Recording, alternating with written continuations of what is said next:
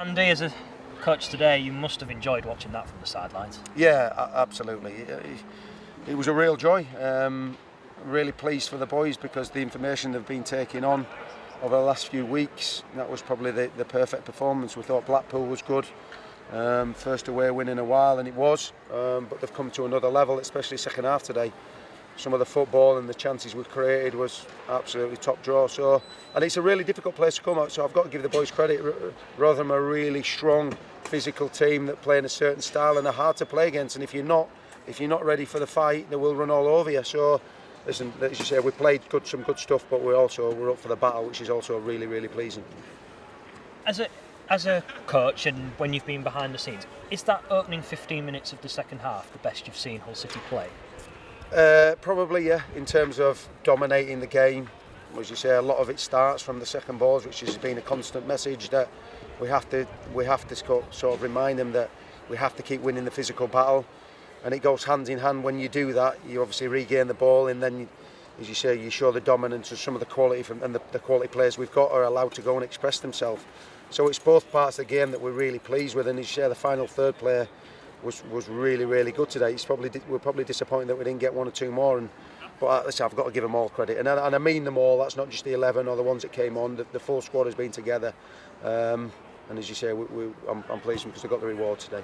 You seem to have worked your magic with the full-backs, both on left and right, getting in the penalty area and scoring.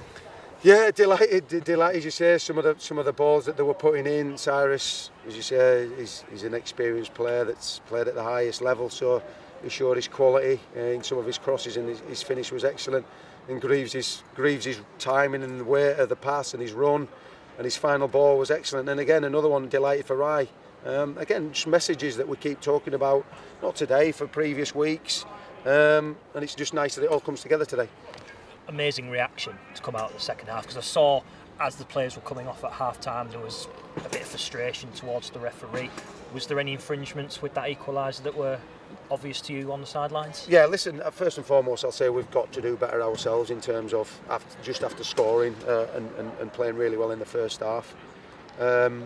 We have to do better. We have to track the runner, we have to do better stopping the shot.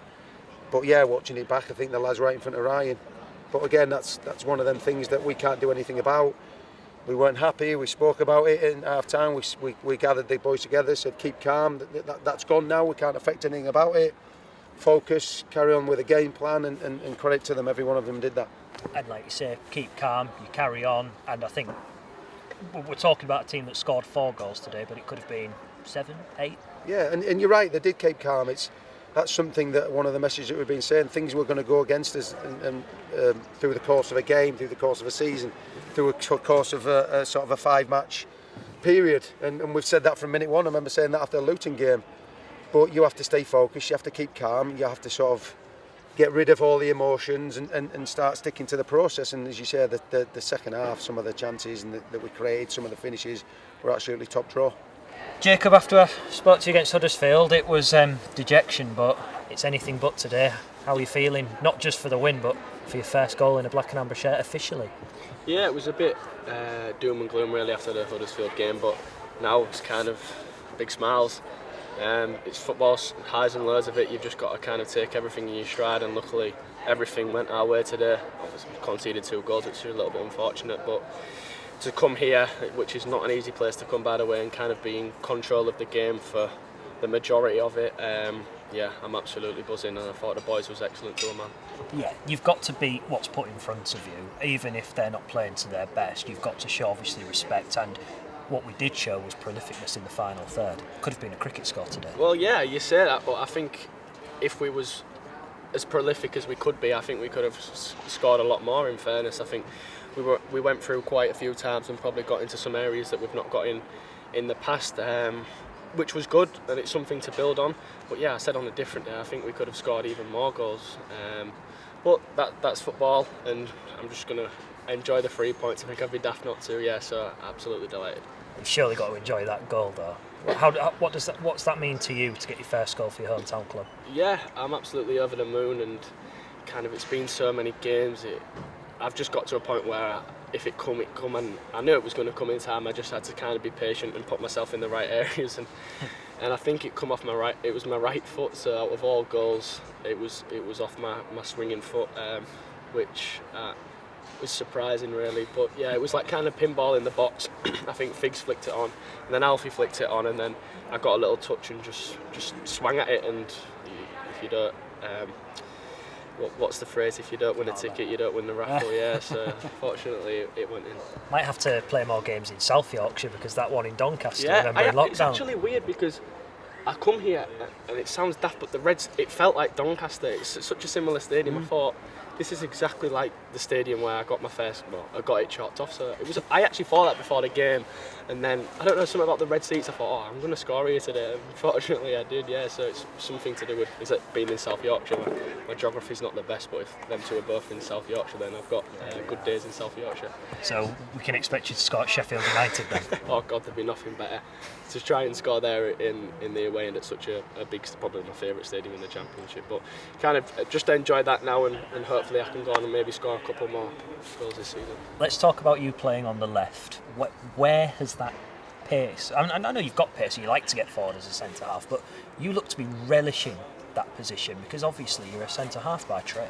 Yeah, we've obviously had 2 injuries in the left back department, and Dawes pulled me in before the Birmingham game and said, what do you feel like playing here? And I was like, yeah, I'll try and do my best for the team. And that game was probably one of the worst I've had in my career personally. So then I thought, the left back position's a bit out of it, but I kind of stuck to just stayed positive really, and believed in myself. And fortunately the last 2 games I've done okay at left back, and I've been able to contribute with a goal and an assist. But yeah, it's the kind of a left of a back three. It's kind of similar, but I was kind of getting a little bit too narrow next to Alfie. But as playing as a left back in the 4, you can get as high and as wide as you could, and I did that today, and I kind of took in the other way, which was good, and my goal and assist kind of paid off.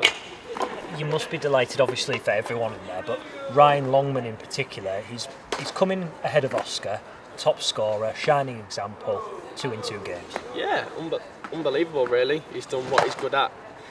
Given the centre half's a problem, running in behind, coming to feet, I thought he was absolutely excellent again today, and I think Oscar's been absolutely brilliant.